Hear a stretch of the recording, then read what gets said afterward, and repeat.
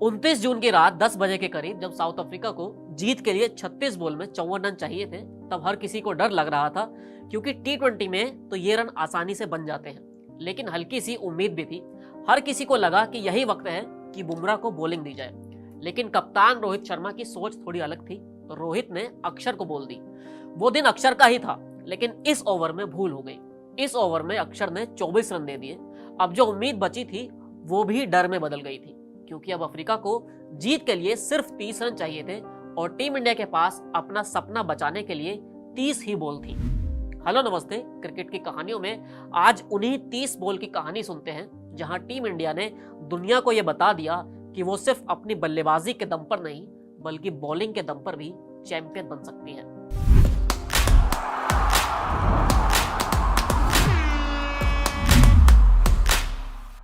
आखिरी 5 ओवर शुरू होने को थे तो यह साफ हो गया था कि अब 3 ही बॉलर्स को जिम्मेदारी दी जाएगी, बुमराह, अर्शदीप और हार्दिक। बस सवाल यह था कि कब किसे कौन सा ओवर दिया जाएगा। अपने सबसे बड़े हथियार को सबसे आखिर तक बचाकर रखोगे तो ऐसा भी हो सकता है कि तब तक कुछ बचे ही ना। रोहित ने यहाँ पर सही फैसला किया और 16वां ओवर बुमराह को दिया। वही बुमराह जो इस वर्ल्ड कप में सबसे बड़े हीरो बने हैं। बुमराह वो उम्मीद बने हैं, जहां कोई आपका साथ नहीं देगा वहां बुमराह आपको मैच जिताएगा। सामने मिलर और क्लासन थे, लेकिन बुमराह ने जान लगा दी और रन दिए सिर्फ 4। अब टारगेट 24 बॉल में 26 रन हो गया था। बन तो ये भी आराम से सकते थे, लेकिन बुमराह के ओवर में जो प्रेशर बना था उस प्रेशर ने काम किया और उसका असर दिखा 17वें ओवर की पहली बॉल पर। हार्दिक आए और क्लासन को ले गए। 33 बॉल में 52 रन बना चुके क्लासन अफ्रीका की जीत की गारंटी थे। वो 2 ओवर और रुकते तो नतीजा कुछ और भी हो सकता था। हार्दिक ने पहली ही बॉल पर अफ्रीका को झटका दिया। इसके बाद ओवर में बस 4 ही रन दिए। अब दबाव अफ्रीका पर था। 2 ही ओवर में पूरा गेम पलटता दिख रहा था।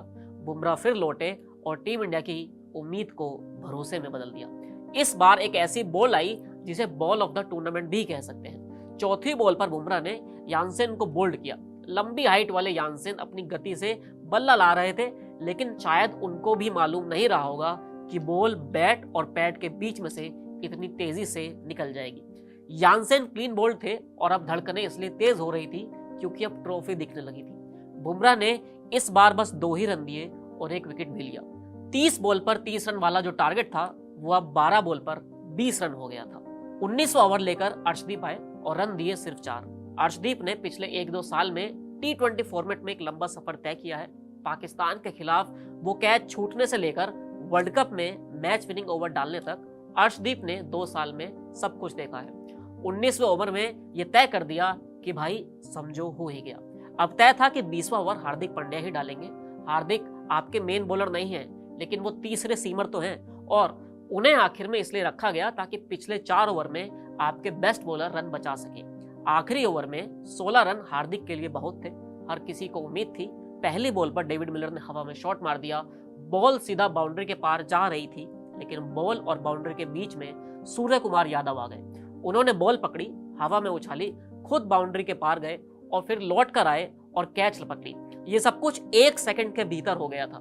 अफ्रीका का वो बल्लेबाज आउट हुआ था जिसमें मैच जिताने का दम था।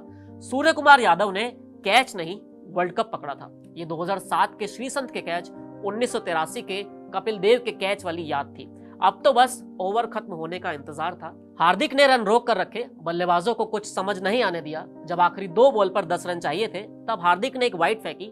5वीं बॉल पर एक और विकेट गिरा। भारत का वर्ल्ड कप तय हो गया था। आखिरी बॉल हवा में गई, लेकिन बाउंड्री के पार नहीं।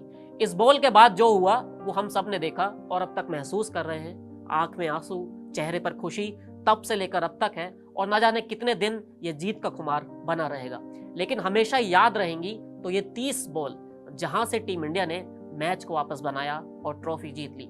लोग कहते रह जाएंगे कि ये फिक्सिंग है, बीसीसीआई ने पैसा देकर वर्ल्ड कप खरीदा है, लेकिन सच तो यही है कि किसी टीम में ऐसा मादा था जो यहां से मैच जिता सकती थी। वो इस वक्त टीम इंडिया ही है।